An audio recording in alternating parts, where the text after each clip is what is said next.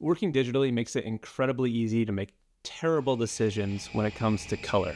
The first mistake I see quite often is people using just way too many colors. It's almost as if some people are just picking a new color every single time they color something within their image. With the color picker, you can pick infinite colors immediately without any thought or care in the world. Why do you hate colors? I don't hate color. I love color. I just think you should choose them with some purpose, not just willy-nilly all the colors. The problem is this can lead to chaos and lead to a much less sophisticated or an intentional look within your illustrations. When I'm making decisions while I'm working, I'm often thinking about whether or not what I'm doing could be easily replicated if I were working analog. When painting or printmaking, it's not nearly as easy to just have infinite colors. My style is graphic with bold lines and flat colors. So when I'm thinking about color, I try to imagine what I would do if it was going to be screen printed or like reso printed, regardless of whether that's the case or if it's even going to be printed at all. In both screen printing and reso printing, you have to print each individual color manually, and that can be pretty time consuming. So you'd want to make sure that each color that you used was completely necessary. Thinking about it this way helps me to simplify my color choices and be much more intentional about the colors that I do use. And that leads to better illustrations. I don't know about that. So next time you're working on an illustration and you've got some blue or whatever color in your image, and you're going to add another one that's almost nearly the same, ask yourself, hey, can I just use the one that I've already been using? Did I mention there's going to be some bonus tips? Because there is. So you're going to want to stick around for those. You knew I couldn't just limit myself to 5, right? My second tip, wait, are these tips? I feel like the last one was mistakes people made. I should have sorted that out ahead of time. Maybe the last one is a tip, and it's to use less colors. The second tip is to use a pop color. Not popcorn, I said pop color. Using all the same tone or value can create a specific vibe if that's what you're going for, but you can really make something pop. Hey, pop a wheelie. By adding a color that contrasts with the rest of the colors. Hey, check out my pop. A great way to do this would be to use cool tones for the majority of your illustration, and then use a pop of warm color to create some emphasis. Hey, watch my pop. Warm colors range from yellow to red, whereas cool colors range from like a greeny yellow to a purpley red. Hey, watch my pop. You just look at them, and if they feel like they're colder, they're a cool color.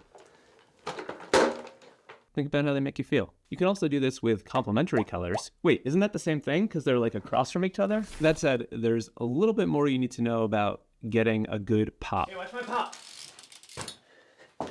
Maximum poppage, you're gonna need 2 out of 3 of these things. You got a pen?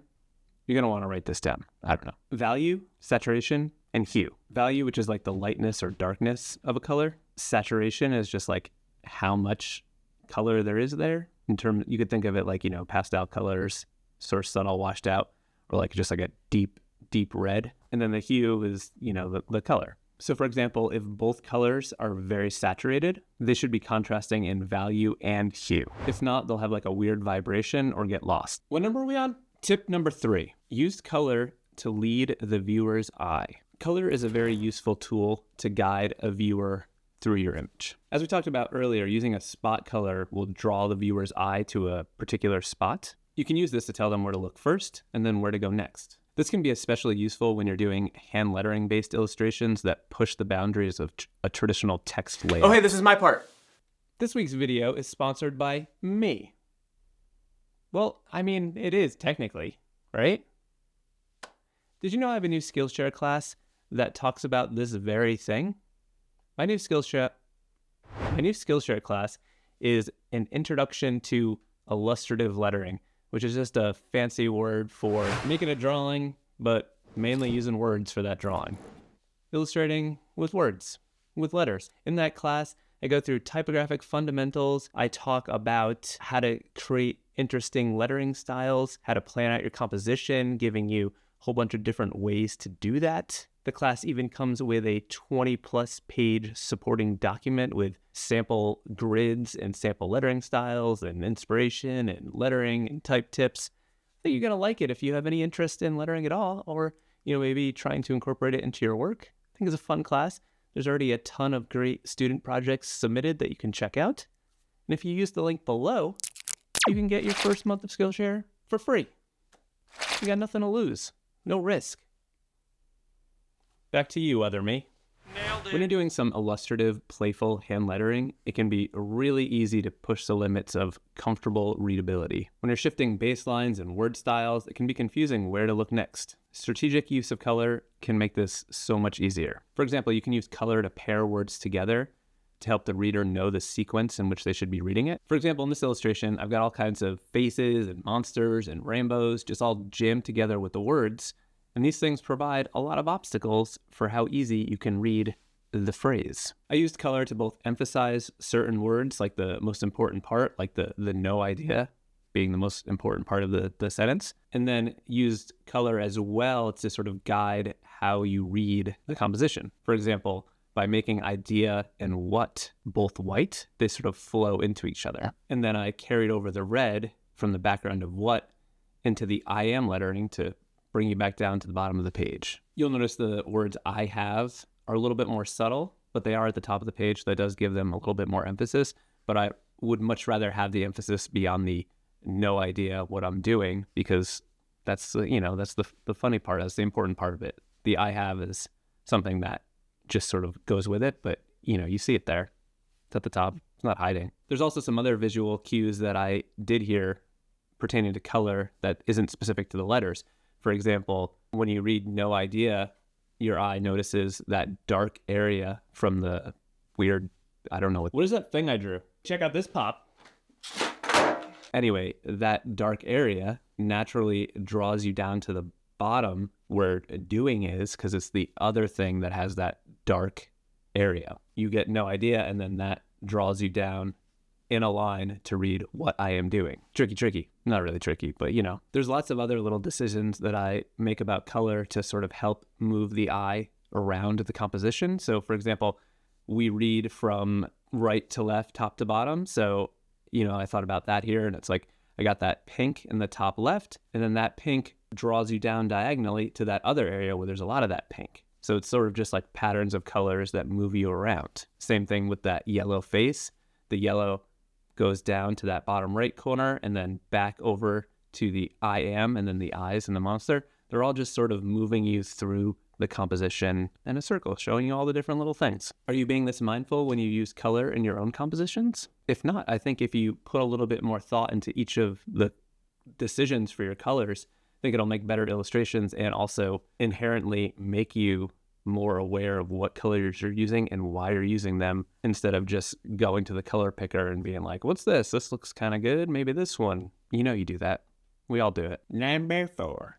Vary your value. What are your values? Let me know in the comments. I talked about this earlier, but value is like the lightness or darkness of a color. Value is like how saturated it is, sort of. For example, this timer right here is like has a lighter value than this little robot here. I gotta put them next to my face because they'll be out of focus because of my camera. Focus on me. Anyway, a common mistake that I see is a little to no variation in value throughout an illustration, and this can lead to a very flat and boring image in most cases. Not all cases, just some cases. Maybe you have the majority of your image with more desaturated, lower value colors, and then maybe one of the colors is just really saturated and pops.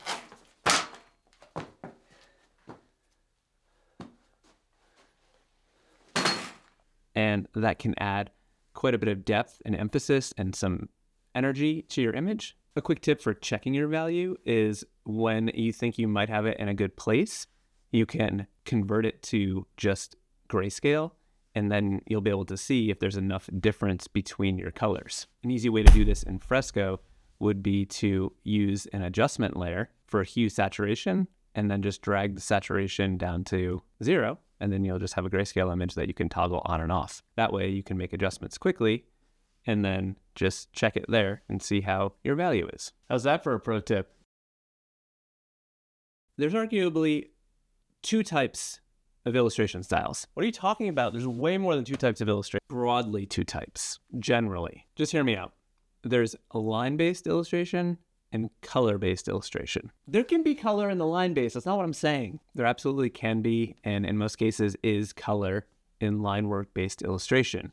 However, the line work is the more important part. I think maybe it makes more sense if you think about it from the other type. Color-based is stuff that is rendered, maybe more realistic, maybe 3D. And as a result, it depends on the value and tone to create the image. For example, line-based work will typically work without the color. All that to say, if your work is line-based, like mine, be careful not to choose colors that hide that line work. The line work should be clear and not blend in with the color. You can adjust this with value or just do the old squint test. Just lean back a little bit, squint your eyes, and see if you can tell the difference between the line work and the darkest colors. And then a bonus tip for the line work, a fun thing that you can do to help with your visual hierarchy and emphasis is to maybe not use lines on everything. For example, in the illustration I did with I have no idea what I'm doing, you'll notice that I strategically did not use lines on the heads on some of these characters or the shape around no idea.